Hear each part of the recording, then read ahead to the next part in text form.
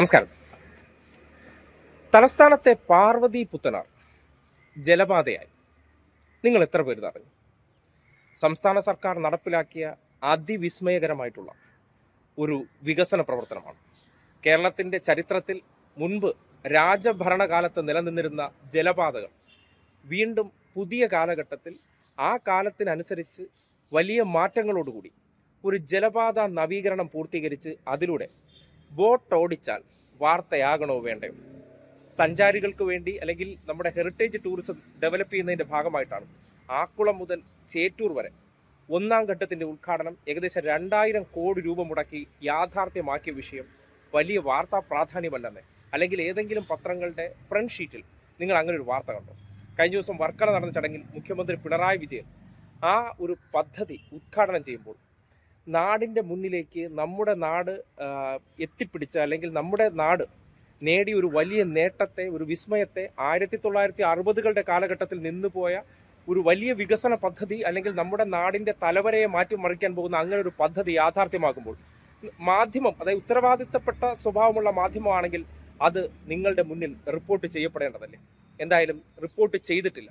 ആക്കുളം മുതൽ ചേറ്റൂർ വരെ അതിൽ ഏറ്റവും വലിയതായിരുന്നു തുരങ്കം ഉണ്ടാക്കുക എന്നുള്ളത്. തുരങ്കത്തിൻ്റെ, അതായത് ഈ വർക്കലയ്ക്ക് സമീപമുള്ള തുരങ്കം യാഥാർത്ഥ്യമാക്കിക്കൊണ്ട് അതിനകത്ത് ഈ സർക്കാർ ആരുടെ മൂല്യങ്ങളാണ് ഉയർത്തിപ്പിടിക്കുന്നു എന്നതിൻ്റെ സന്ദേശം കൂടി ആ തുരങ്കപാതയ്ക്കകത്ത് ലൈറ്റ് ഷോയിലൂടെ കേരളത്തിൻ്റെ ചരിത്രവും ശ്രീനാരായണ ഗുരു ഉൾപ്പെടെയുള്ള നവോത്ഥാന നായകരുടെ ജീവിത ചരിത്രവും അതിനകത്ത് ആലേഖനം ചെയ്തിരിക്കുന്ന ഒരു പദ്ധതി ഉദ്ഘാടനം ചെയ്യുമ്പോൾ അത് നമ്മുടെ മാധ്യമങ്ങൾ ഇഗ്നോർ ചെയ്തിട്ടുണ്ടെങ്കിൽ അവരെ എന്ത് പേരിട്ട് വിളിക്കണമെന്ന് നിങ്ങൾ ചിന്തിച്ചോളൂ. എന്തായാലും മുഖ്യമന്ത്രി പിണറായി വിജയൻ ഇന്നലെ ആക്കുളത്ത് നടന്ന ആ പരിപാടിയിൽ സംസാരിച്ചപ്പോൾ ഈ പദ്ധതിയെക്കുറിച്ച് ജനങ്ങളോട് വിശദീകരിച്ചിരുന്നു.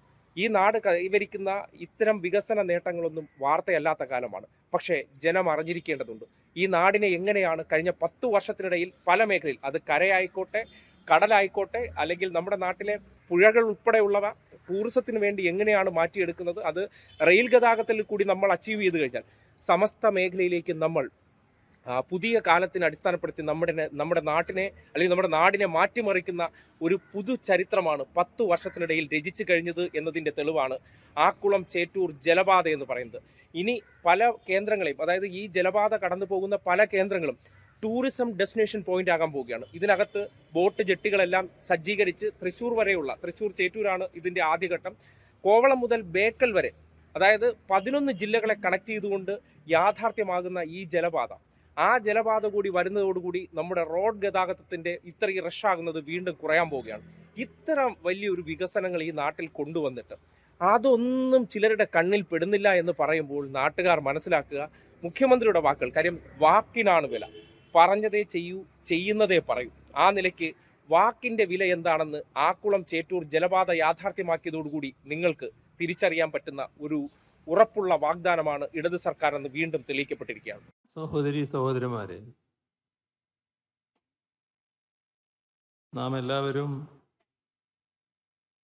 നല്ല സന്തോഷത്തോടെയും അഭിമാനത്തോടെയും പങ്കാളികളാകുന്ന ഒരു ചടങ്ങാണിത്. നമ്മുടെ നാടിൻ്റെ വികസന ചരിത്രത്തിൽ അതിപ്രധാനമായ ഒരു ചുവടുവെപ്പാണ് ഇന്ന് നടക്കുന്നത്. ഇവിടെ പ്രസ്താവിച്ചതുപോലെ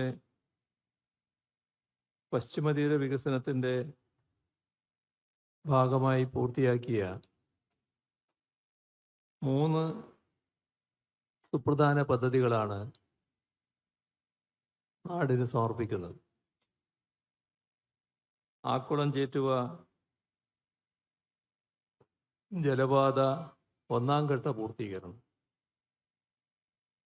ചിലക്കൂർ വിനോദസഞ്ചാര പദ്ധതി, ഇൻലൻഡ് നാവിഗേഷൻ പൂർത്തിയാക്കിയ വിവിധ പദ്ധതികൾ, ഇവ 3 ഒന്നിനൊന്ന് പ്രധാനപ്പെട്ടവയാണ് എന്ന് പ്രത്യേകം പറയേണ്ടതില്ല. ഈ 3 സുപ്രധാന പദ്ധതികളും എല്ലാവരുടെയും അനുമതിയോടെ നാടിന് സമർപ്പിച്ചതായി ആദ്യമായും അറിയിക്കട്ടെ.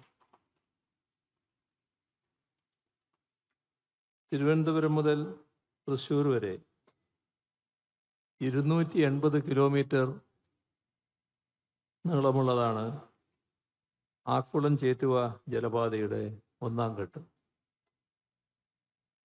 ഇതിൻ്റെ നവീകരണമാണ് ഇപ്പോൾ പൂർത്തിയായിട്ടുള്ളത്.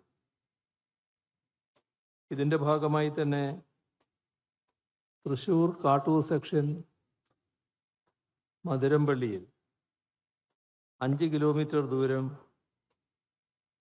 സംസ്ഥാന ജലപാത നിലവാരത്തിൽ ആഴവും വീതിയും കൂട്ടി നവീകരിച്ചിട്ടുണ്ട്. ഇതോടൊപ്പം 320 മീറ്റർ നീളമുള്ള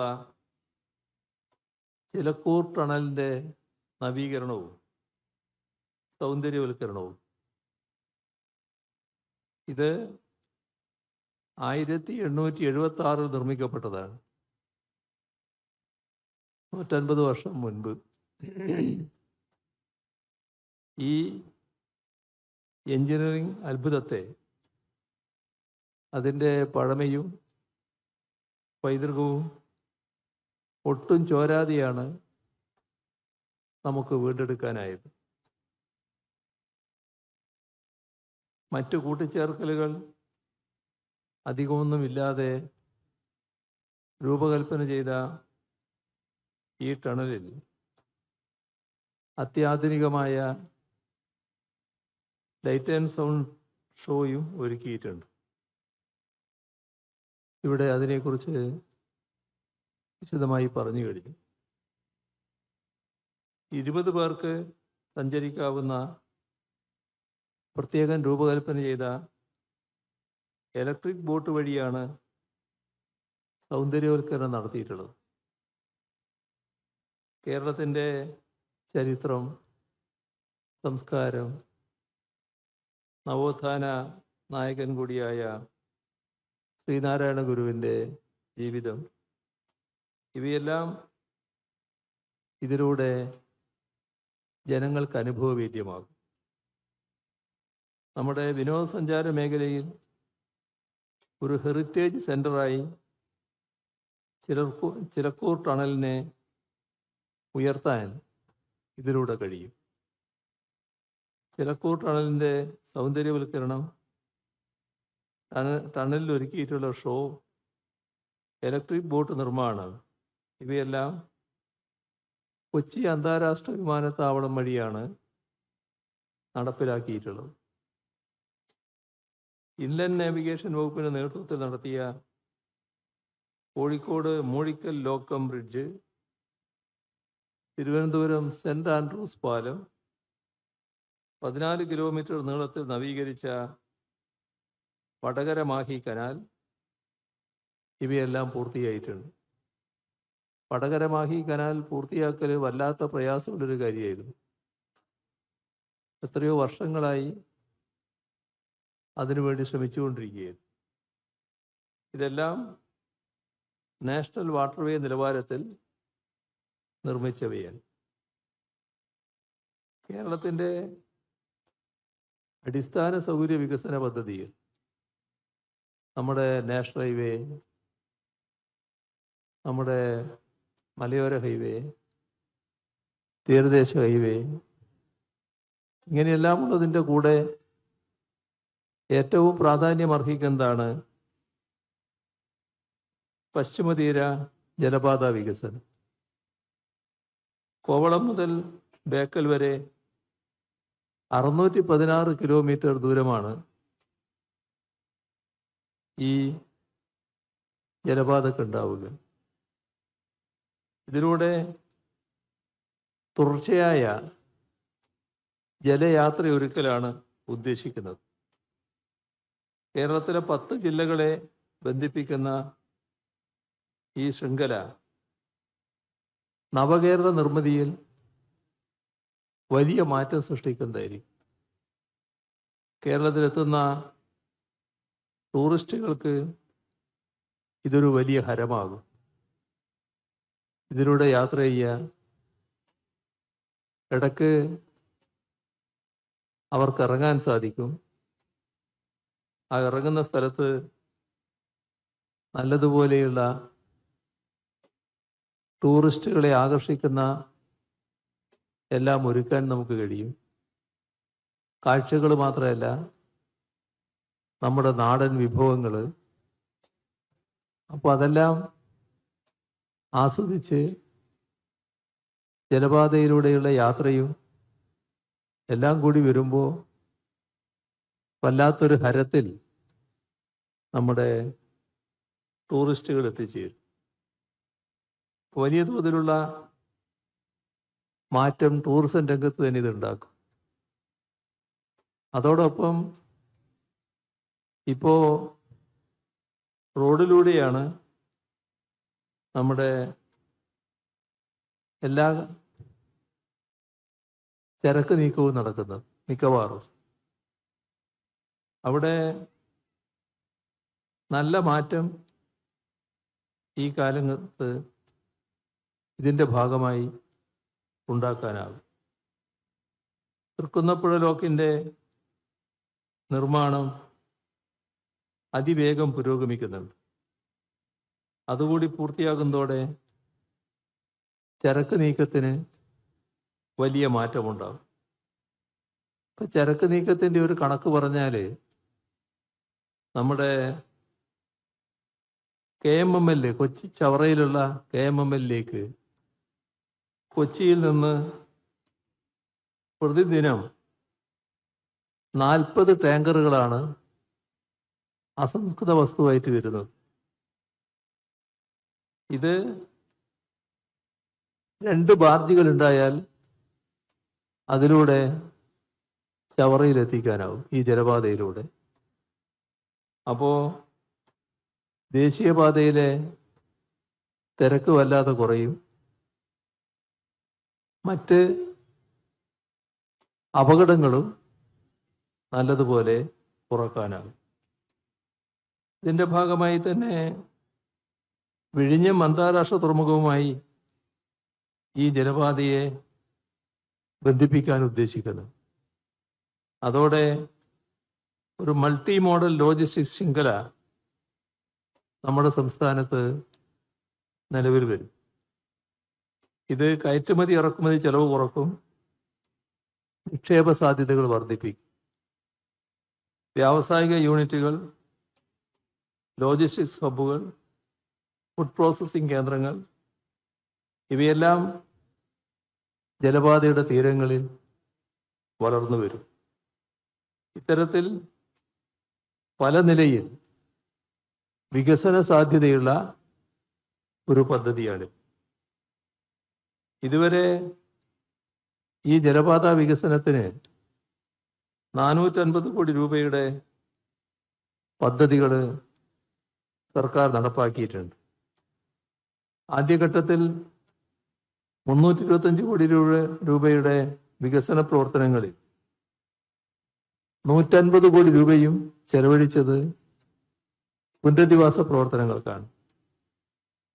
വർക്കലയിലും കഠിനംകുളത്തുമായി 580ഓളം കുടുംബങ്ങൾക്ക് സുരക്ഷിതമായ താമസ സൗകര്യമാണ് ഉറപ്പാക്കിയത്.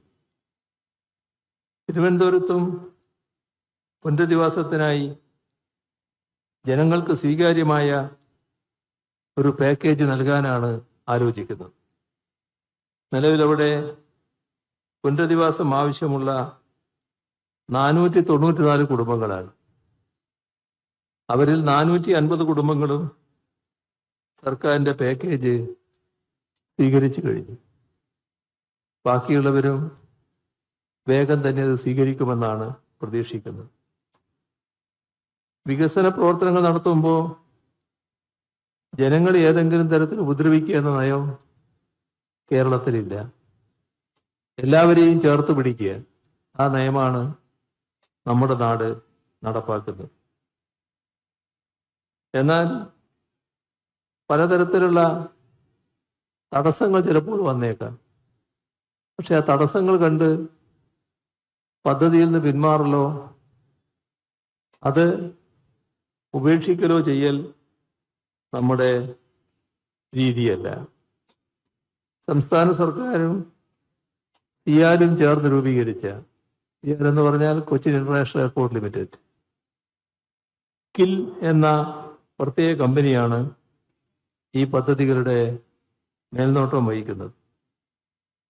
രണ്ടാം ഘട്ടമെന്ന നിലയിൽ ചേറ്റവും മുതൽ ബേക്കൽ വരെയുള്ള ഭാഗം സമയബന്ധിതമായി പൂർത്തിയാക്കാനാകുമെന്നാണ് പ്രതീക്ഷിക്കുന്നത്. എല്ലാ പ്രതിസന്ധികളെയും മറികടന്ന് ഇത്തരത്തിൽ പദ്ധതി പൂർത്തീകരിച്ച കില്ലിനെ ഈ ഘട്ടത്തിൽ ഹാർദമായി അഭിനന്ദിക്കട്ടെ. നമ്മുടെ നാടിൻ്റെ വികസനത്തിന് വേണ്ടി എല്ലാവരും സഹകരിക്കുന്നുണ്ട്, പിന്താങ്ങുന്നുണ്ട്. നവകേരളം യാഥാർത്ഥ്യമാക്കാനുള്ള നീക്കമാണ് നാം നടത്തിക്കൊണ്ടിരിക്കുന്നത്. ഇനിയും ആ സഹകരണവും പിന്തുണയും ഉണ്ടാകണമേ എന്ന് അഭ്യർത്ഥിച്ചുകൊണ്ട് ഈ പദ്ധതികളുടെ ഔപചാരികമായ ഉദ്ഘാടനം നിർവഹിച്ചതായി ഒരിക്കൽ കൂടി അറിയിച്ചുകൊണ്ട് അവസാനിപ്പിക്കുന്നു. നിങ്ങൾക്ക് എൻ്റെ സ്നേഹാഭിവാദനം.